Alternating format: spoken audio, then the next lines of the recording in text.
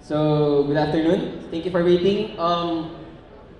Today, I'll be sharing my talk regarding designing reliable, scalable, and secure data-intensive Python applications.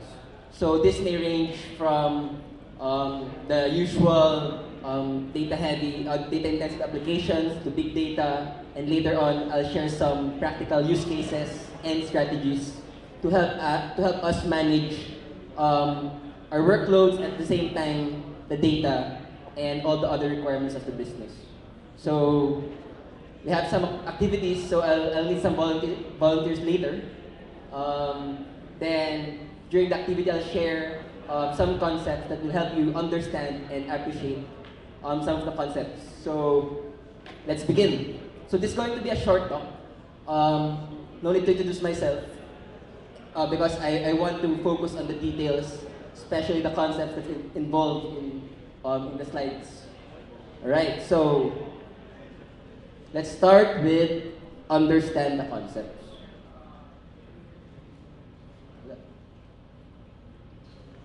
Alright, so for those who have tried this, let's say you open IPython or the Python console and you type import this, you'll see the Zen of Python. A lot of times, when we try to learn a language, or a technology, or let's say a service, or a tool, or a framework, we usually end up saying, oh, I'm good with this tool. I can say that I can do a lot of things with this tool, and I'm ready for production deployments. And I know that nothing will go wrong after 3 months to 6 months after I build this or launch this product. But at the end of the day, if you only know how to use the tool without knowing the concepts, it will be hard. At the same time, if you don't try to learn from the things that others have learned in the past, definitely you will have a hard time trying to relearn everything again. This is not the first time that websites have been built. This is not the first time that your business intelligence tool has been created. Basically, a lot of ideas have existed in the past. A lot of projects have been built even before you were born. What I'm saying is, instead of trying to learn everything again and then trusting your skills, you may as well first take a step back and do some research. There are a lot of things that the IT community, especially the ones in the past, have prepared for us. And one of them is the Zen of Python. Alright? So for those who have seen this the first time around, it's something that should be read by each one of us because it will allow us to create better programs.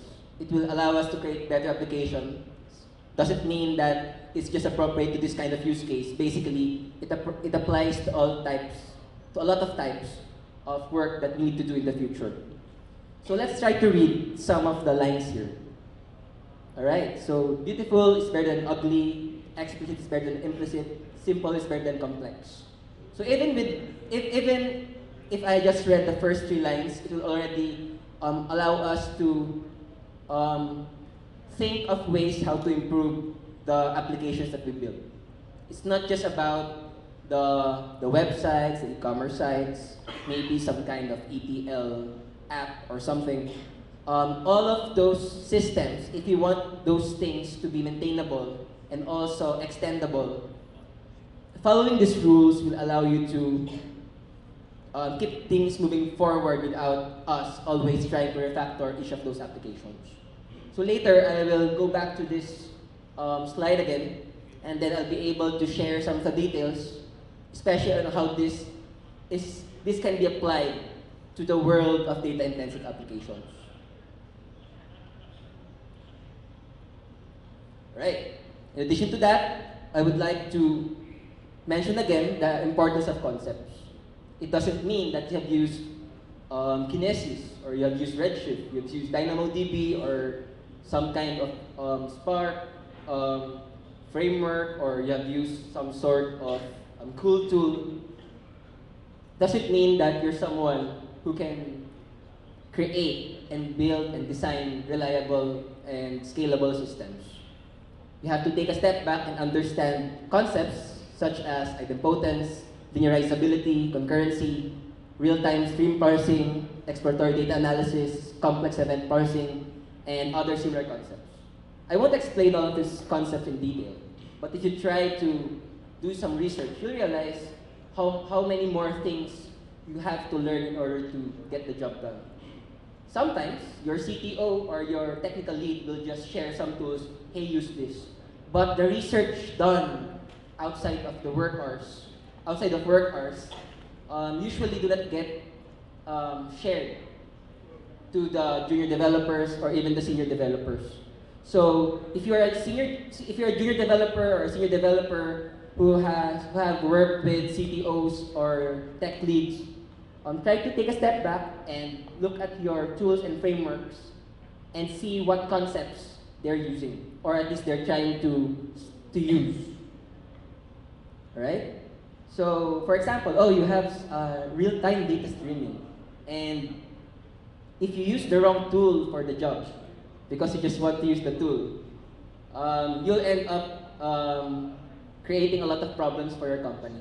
Not just for yourself, but also for your workmates. So if you understand the concepts here, and you try to do some research before trying to use the tools, at least this will allow you to use the tool properly and look for alternatives to the tool that you're using, especially if you're trying to reduce the cost or trying to have better integrations and trying to solve the problems of the tools that you're using. Alright, so we have an activity. So I need 4 volunteers. So 2 girls and 2 boys. Right?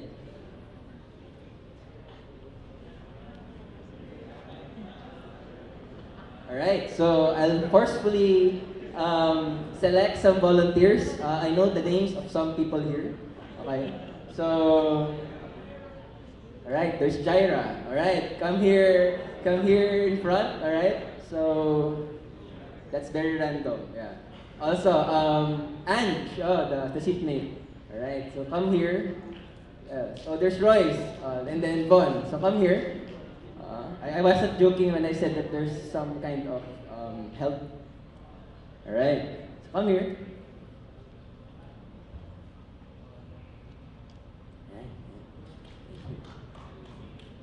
Right, so before we start, let's give them a big round of applause for volunteering. Yeah.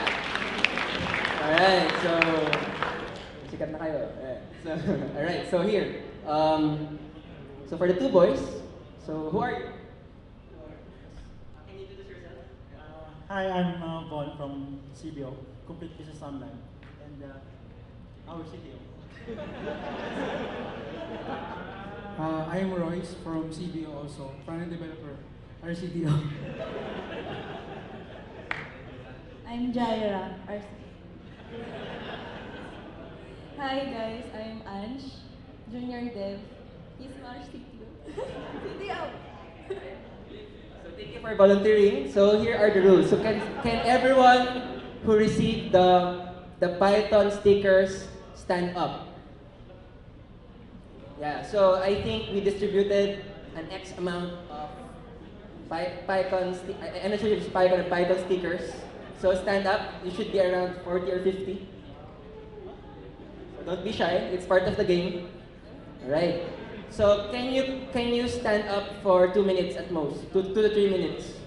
Alright. So for this side, we'll have Royce distribute some stickers. Alright. Wait, don't start yet. Alright, right. And then Von will distribute some stickers here as well. Alright.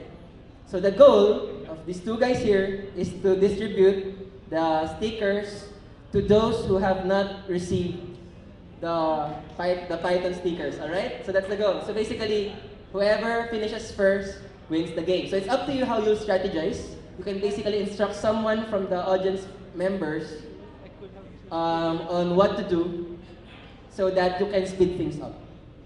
Okay, so basically that's your data. And you guys here are the workers, alright? Alright, so go here. I'll start in, wait, don't start yet, so be here, stay here.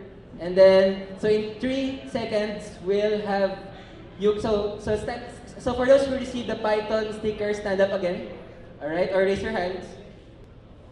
All right, so for everyone, while you guys are waiting, can you count down from 60 to 1 together, all right? So 60, 59, 58, 57, 56, 55, 54, 53, 52, 51. So while I'm counting, just a note that those who have received the Python stickers cannot receive the AWS sticker or the tertiary sticker. All right? Right. So while they are doing that, I'm going to explain the roles of Anj and Jaira. So thank you for volunteering again. Your goal is to stay here. Is to no, stay here. So your goal is later to count. All right. So those who receive the Python sticker, sit down. All right. So they were able to. Yeah, good, good. So sit down. Everyone, sit down. Sit down. All right. So who won? Bon won. So give Bon a big round of applause. All right. So good job, Bon. Good job, Royce. So you may now take your seat. I'm going to give some donuts later. All right. So the goal is for Jaira to count the number of tertiary stickers here, and the goal of Anj is to count the number of Python stickers here. So for those who have the Python stickers here, stand up. And for those who have the who have the tertiary stickers here, stand up. Yeah. All right. So you have 30 seconds. Timer starts now. So the goal is to count. Go, count.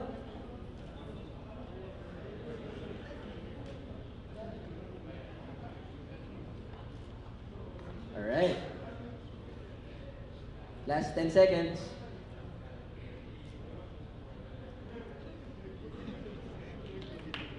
All right, so everyone sit down. Let's give everyone a big round of applause for standing up. All right, so your efforts are rewarded. All right, so let's start with, lakan po. All right.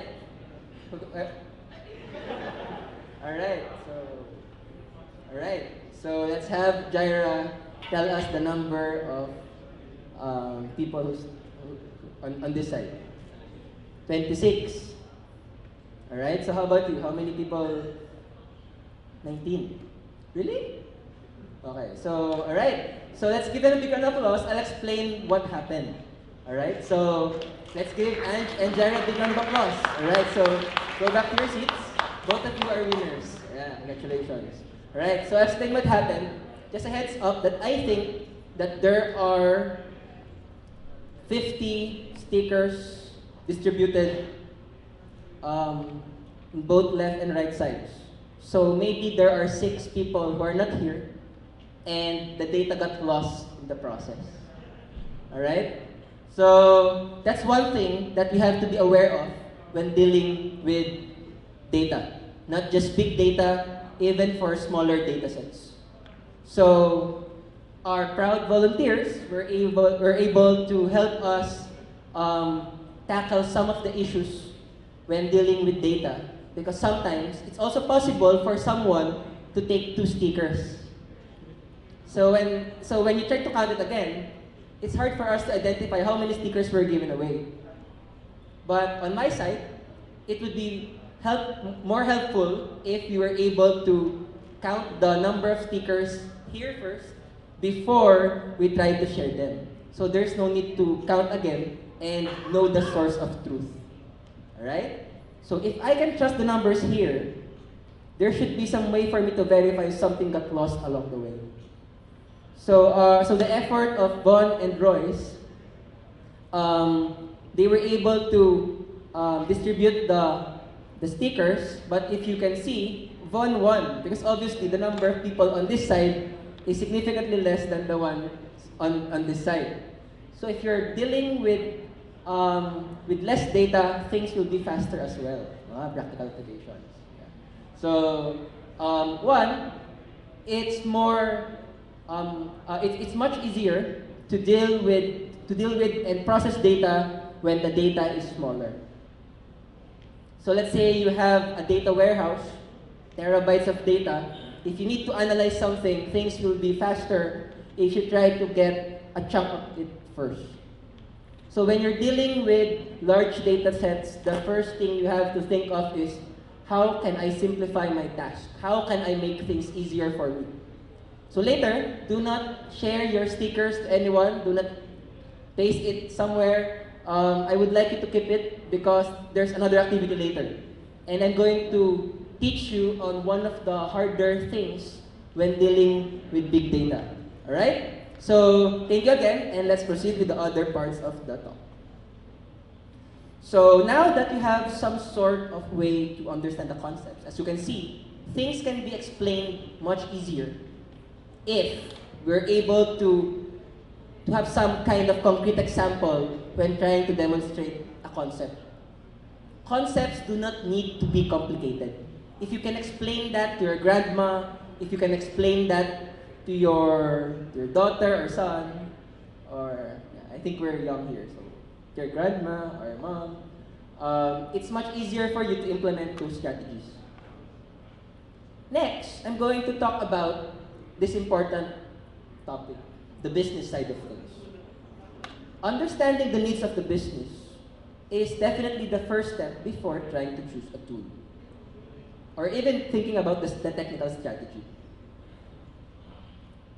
When you're working for someone, if you're not the owner, if you're the technical lead, if you're not the manager or something, you'll realize later on, after 1 to 2 years of work, that you'll be working with people. So let's say we have a team of Python developers who have no idea what PySpark is all about. So choosing a tool which is not yet being used by a team is much harder to use than, let's say, SQL Alchemy that's already being used incorrectly. So you can have two strategies. One strategy would first to correct the usage of the current tool, and the second strategy would be to introduce a new tool with a correct strategy. Also, some of the staff members here may not be developers. Some of them may not know how to code at all.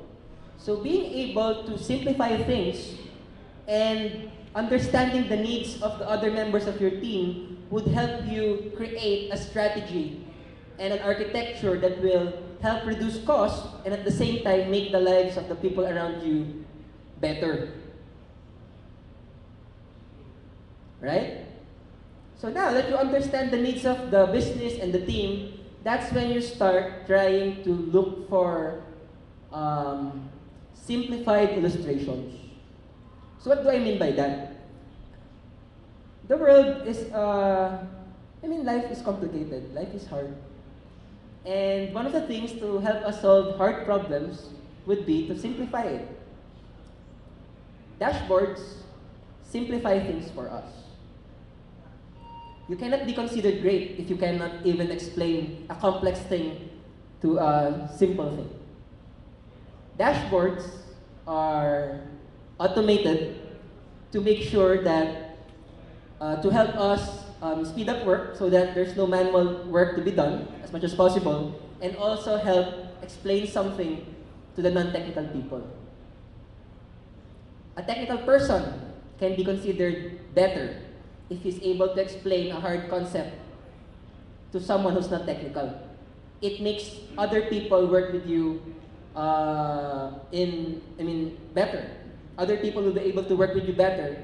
And with dashboards, for one thing, this will allow you to explain some things without actually trying to create an essay. Nobody likes to read a lot of words. But if you can see drawings, if you can see diagrams and charts, if a person knows how to read this, definitely there's some way for you to translate, to transfer some knowledge to another person without much explanation. Alright? So, as developers, I would suggest that even before you start your training with data science or big data, machine learning, try to learn first how to read charts. Right? So if you have something to learn now, try to understand how to read charts first, how to create them, even with Excel. And this will allow you to transfer your knowledge to other people without the unnecessary explanations. And when you try to bridge the needs of the business to the needs of the team members, it's much easier for you to explain things if you have some sort of standards for your diagrams. Let's say you have a flow chart. Instead of writing pseudocode, try to create flowcharts. It may not make sense at first, but if you can create your process using a flowchart, you can explain everything to a lot of people, even the non-technical ones. Right? So understanding the needs of the business is crucial. You may be the best developer around. You can create a website in 1 hour with your automated framework. But if nobody appreciates it, it's useless. Alright? Second concept, or second topic. Do not reinvent the wheel. A lot of us have probably tried creating their own ETL apps, or let's say extract, transform, load scripts. Basically, you create scripts to convert data from one source to another. Have you ever thought of other companies wanting to do the same thing? Let's say you have a machine learning problem. Have you ever thought of other companies or other people wanting to do the same thing? Probably they're years ahead of you, and they have probably found ways to automate their work. Instead of you trying to study everything, try to look for existing tools already, which you can study, and try to extract the concepts out of those tools. At least you have a starting point. If you try to create the tools by yourselves, let's say you are just one developer, it's probably easy. You will probably be able to identify bugs faster and fix it and improve it. But let's say you have a team of 20 developers, it's much harder to maintain. If one, even if you have the standards, you won't be able to enforce it well. Also, it would be much easier for you to just use a service which is already existing, or a database which is already existing, built for the job. So first, do not build your own database. Okay, so that's the first suggestion. You may create your own APIs, but do not build your APIs for the sake of creating APIs. Do not create your own data streaming platform for the sake of adding it to your resume. Okay? So, some of you may find it funny, but take a step back and understand, why are you building it anyway? You're building it for customers to use it. So if you can create something really fast, then your customers will be able to use it immediately. If you're able to, let's say, create the same thing in 2 years, but you are able to master all the concepts and all the frameworks and libraries for big data in Python, congratulations. But your competitors have already won. So here are some tools, I'll just call them tools, which you can use in your day-to-day data management applications. There's Redis, even AWS Lambda, which is for the serverless stuff. Can't remember what this one is. I think it's Athena, the serverless app, the serverless service. And then Elasticsearch, DynamoDB, RabbitMQ, Spark, MongoDB. So as you can see, there are a lot of tools. But if you look at these tools, why are they so many? Maybe they have their own purpose. So when you have a tool or a service, try to know what their purpose is before you're using them. In applications or in more complex architectures, sometimes you'll be forced to use more than one database. Alright? Because you have to distribute the type of work to some kind of service so that it's much easier to manage those things. So let's say you have a log management service or a caching database. Those two things should not be together. So that if you need to scale one part, it's much easier to scale that aspect only. No need for us to scale the other parts. So let's say that everyone here is a Python developer and there's Spark. Probably you can use Python on top of that service or tool or database. Alright, so last point, do not try to use raw SQL in your applications. So that's just one example for the transactional databases. If you have an opportunity to use, let's say SQL Alchemy or some sort of DSL for your applications, definitely that would make it easier for the other people in your team to build on top of it and to maintain it. There's no need to transfer knowledge and do a lot of knowledge sharing if other people can just read the documentation and know the standards that's accepted by the community. If there's a layer on top of these databases, then use it. So there's PySpark, there's a Python SDK for these databases. With Redis, you probably have a Python wrapper for that. So for RabbitMQ, there's Celery. So try not to create a framework on top of these things unless it's really necessary. Unless you're trying to build a wrapper and trying to sell that wrapper to someone else, then build that.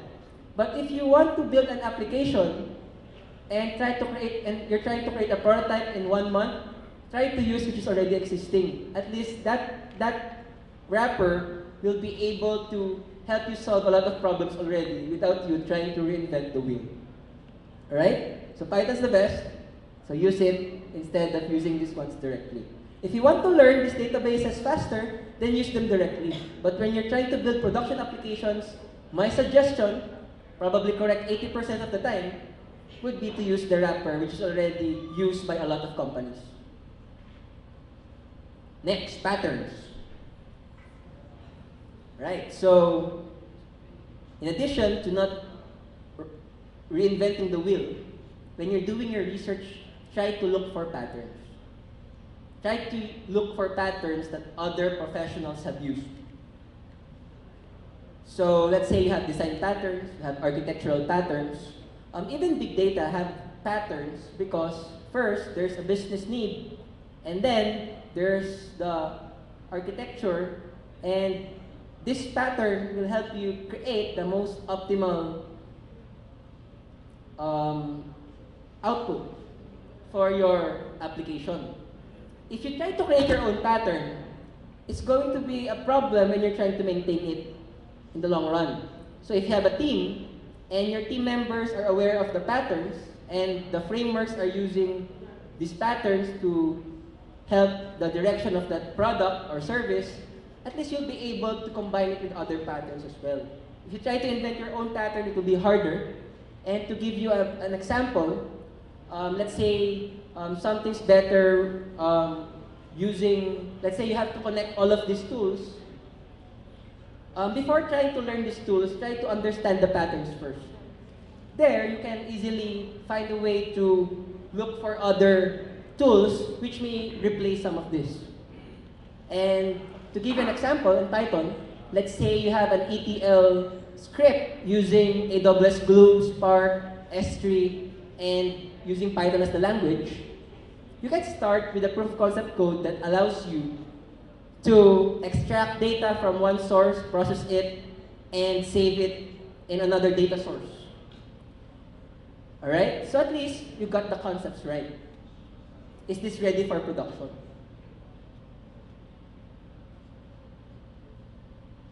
This is just one screen. So the answer is it's not ready for production. Why? Because it's just proof of concept code. When you're writing something in production, if it works in your command line or terminal, it works, but it may not have logging, it may not be optimized to scale, and even, let's say if you're using Spark and you're using it incorrectly, you may end up with a pretty slow application, and you may end up paying a lot of things. So start with the proof of concept, understand the patterns and concepts, and then that's the time when you try to create your lightweight wrappers or functions that will allow you to connect the different parts of your application. So what's missing here? definitely it's hard for us to know what happens if there's an error in the middle. So if you can find a way or a lightweight library that allows you to log some information in a centralized logging tool, which does not slow down your application, then that's probably the first step. A proof of concept code and a code in production are coded differently. So if you can make some of these items idempotent, if it's needed, then that's probably the second step. So there are a lot of things that I can discuss about what's missing in the script, but definitely I'm just sharing the concept where you can start off with that kind of path, and at least you're aware that you should do your research first and do some planning before you start implementing actual production applications. Right. So, relationships. So basically, it's just 1 or 2 slides away from this activity, from this slide. But let's call on some volunteers. I just need 4 volunteers here, right? So who wants to volunteer? 4 volunteers. Okay, I'll forcefully call some volunteers. Alright, so I'll randomly pick a name, Aaron. Alright, so give Aaron a big round of applause. Alright, so thank you for volunteering. Also, Ronnie, yeah. I have no idea who you are, but come here. We need 2 more. That person, yeah, go. Come here. Alright, so don't be shy. So I need 1 more. Or you don't want? Alright, so let's excuse that. Oh, come here on stage, and then... Oh, there's Mickey and Matt. Alright. Alright, so is it okay or no? Mickey and Matt I know, they're shy. Hey, why is everyone so shy? Can you drop names? Can you call someone for us? Si Ange na, saka si ano. Si Jada. Paalis siya.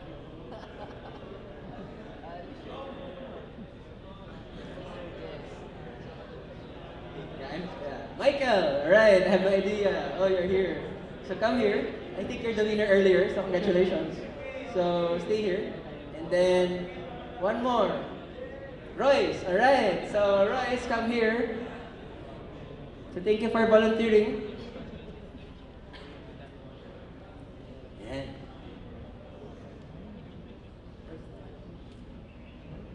So introduce yourself, so Royce. Yeah, my name is Royce from CBO. So I'm Mike from AWS User Group Philippines.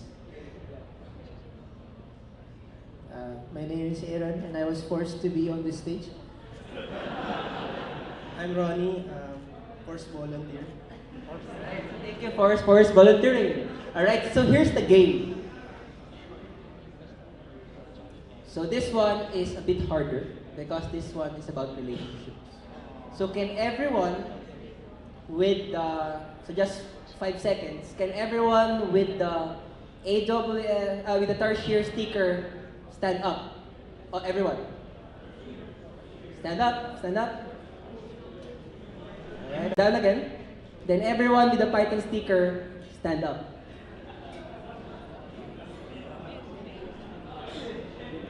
Alright, so here's the game. So this one is a bit harder. That's why I had to have 2 people on both teams. So the goal of these 2 people, of these 2 groups, would be, so basically I want an idempotent function that when applied to everyone, so basically let's say these are data frames. There's your data. The goal is to make sure that there's no, 2 people with the same sticker cannot be seated together at the same time. So you may sit down. You may sit down. So everyone may sit down. It's up to them how they will orchestrate things to make sure that someone with the tertiary sticker cannot be seated next to another person with the same sticker. So if you're friends, then you need to alternate with someone else, especially if that person has the Python sticker. Alright, so that's the goal. You can try to talk to these people on how you'll solve things. And then these two people will try to do the same thing. So do you understand the goal? So before we start, let's give them a big round of applause because this is hard. Alright. So good luck. So what? Challenge. Same. So what did you write? Wait. So 2 stickers. Cannot be the people with the same sticker can underneath. You can do it underneath it, but heads up that there are people with those stickers. Alright, so how do you write? This speechless. Alright. So you have 60 seconds to start. You have 60 seconds to do this. And when the time is up, we'll count the number of people who are not seated next to each other. Alright? So timer starts now. So Team A versus Team B. Good luck. They're seated to each other. Alright. So everyone with the tertiary sticker stand up. So the ones with the Python sticker sit down. Alright. So what was your strategy in 1 minute? Ronnie basically charmed everyone. So while they were in the trance, I asked everyone to just have a seat apart if they have stickers, and if they don't have stickers, basically they can just stay where they are. Okay, so follow-up question. Given that this is a smaller data set, was it easier? I believe it was. Yeah. Good. How about you? What was your strategy? So we pleased our teammates over here, and they were cooperative. And we started in front, and we noticed that some of them doesn't have stickers. So that's quite a problem. So we don't know how to treat that situation. And we asked them one by one who has a Starshare sticker and Python sticker. Then we just move it around row by row. Row by row. Yeah. So that's. So did you divide that group into 2 parts, or did you just try to process it sequentially? Actually, we started on the first row, then eventually he got faster and moved on the next row, and I just make sure in the first row that we managed it correctly. So. How about your right? Actually, they are cooperative. I tell them to go, and that's good. Let's give them a big round of applause. Yeah. So go back to your seats. Go back to your seats. I'll give you donuts later. All right. So before we, do not go back to your seats yet. Everyone who have their seatmates having the same sticker, stand up. So basically, if you have 2 Python stickers, stand up. So I think not everything got processed, right? So can you stand up? So basically, just an explanation. So thank you for your participation. If the data set is larger, it will take a longer time to process. The sequential strategy is easier, but if they decided to divide these 2 groups into 2 parts and they tried to process it all at the same time, basically you can try to do things concurrently. So if you had a 3rd person here, probably they will be able to finish parsing this data set faster instead of having 2 people. So those are some of the concepts that we need to understand when dealing with data and relationships. Basically, if it's hard for us to process the data and there are tight relationships between some of the items, then you have to review the relationships first before you start doing the processing and the planning. So when you're planning things, think about the relationships because that's where usually you go wrong. Right. So I think this script is in SQL Alchemy. So basically, DSL on top of a database, maybe PostgreSQL or MySQL. As you can see, users are related to addresses. So if there's some way for you to link them together via code, then try to plan and create it as soon as possible. If there are constraints and relationship rules, try to do it as early as possible. It will save you in the long run. So basically that's your activity. And if you have different databases, heads up that when you're dealing with relationships, some of the techniques like indices and constraints are different when you're dealing with different types of databases. So when you're dealing with SQL or NoSQL type of databases, it's different. When you're dealing with data streams and we're dealing with data warehouses, sometimes there are no constraints available or there's less support for it. Why? For example, for a data warehouse, your assumption here is that the data is already clean. Here, maybe the data is still dirty. That's why you have to transform it into something that's easier to manage. So, when you're choosing a tool or a database, try to choose a tool which will help you manage relationships better. If this tool can help you manage the relationships of two entities and allow it to be available in the application side, use that service. If this tool is better for this use case, then use that tool for that use case. Do not try to interchange the purpose of these tools because you will have a lot of problems if you try to hack things around.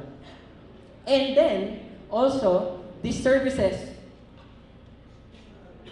if you take a step back, can be connected to each other.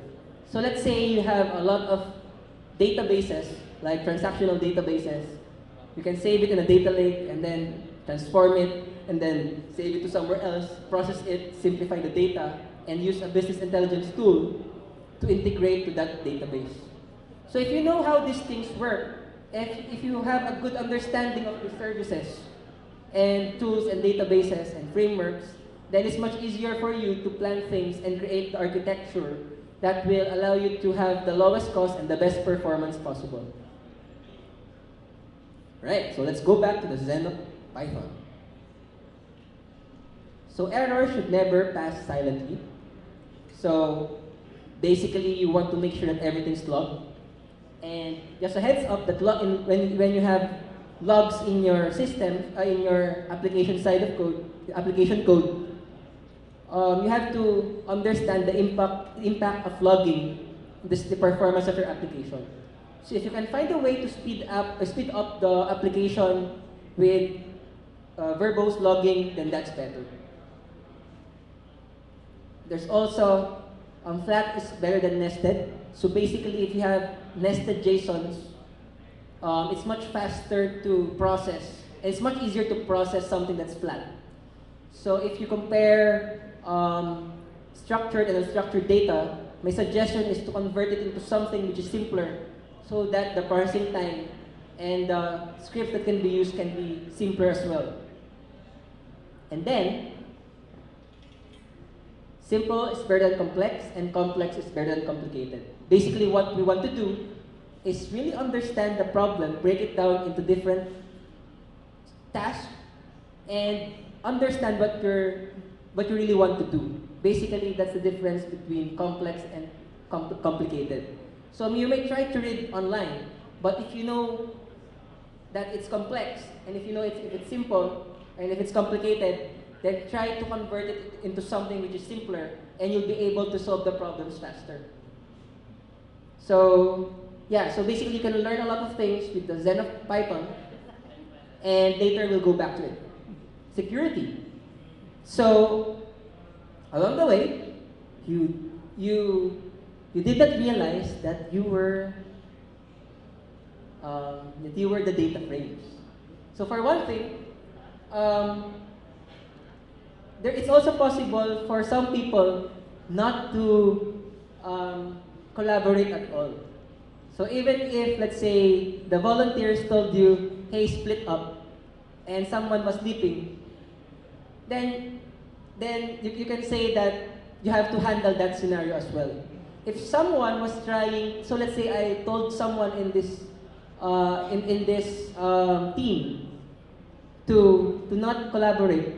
Basically, even if he was told to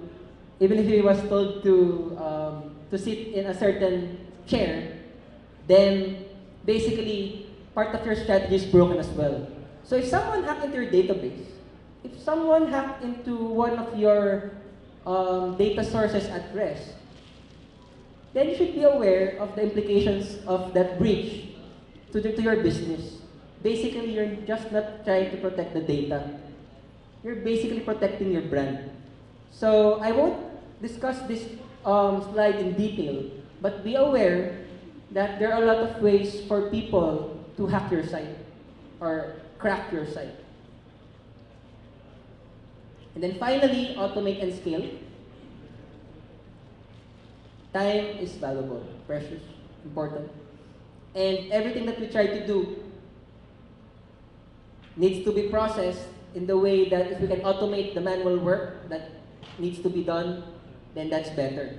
But you also have to think of the amount of time that it takes to automate something. So for example, you have a YAML template that helps automate the integration and creation of an event Firehose and API gateway and S3. Then you'll be able to create a staging environment and let's say a dev environment or 3 staging environments and 1 production environment in 5 minutes instead of doing it manually for 3 days. Then this is the desired approach. If there are a lot of parts in your system, I would suggest saving them in templates and trying to use version control to help keep and manage the infrastructure of your site. So basically, if you can convert them into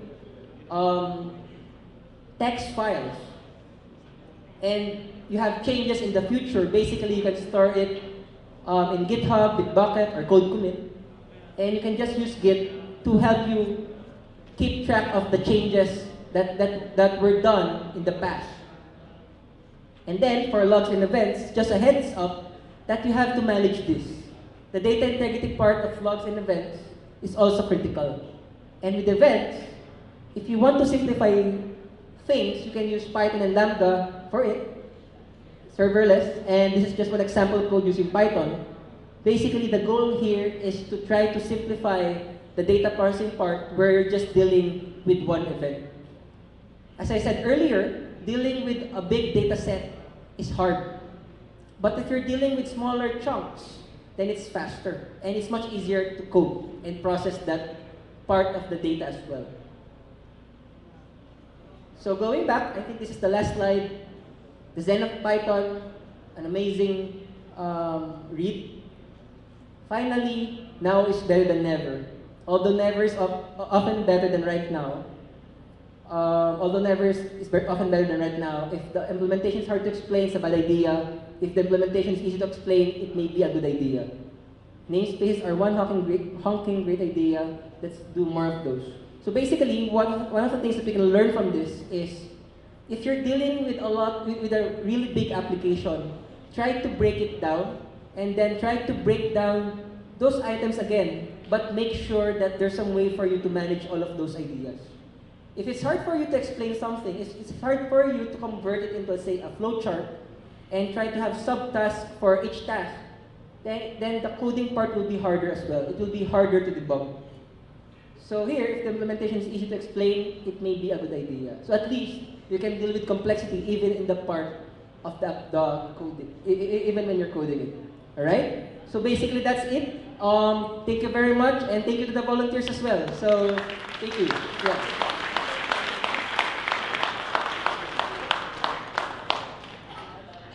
So questions? Yeah, no more volunteering work? Why did we have to do that activity in the first place? So first, it's not about tiring you and making you stand up, but rather, I want you to understand that even the smaller data sets are harder to manage. These strategies, the ones that you're probably aware of in operations, can be applied or are being applied to to data.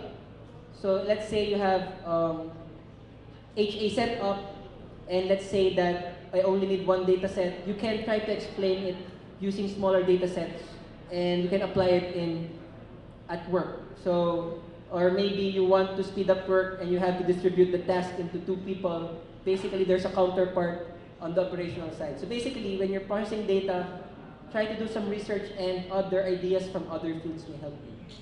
So there you go. Yeah. And then thank you to the forest volunteers as well. You were very helpful. Yeah. All right. So that's it. And thank you again. So hope you learned something.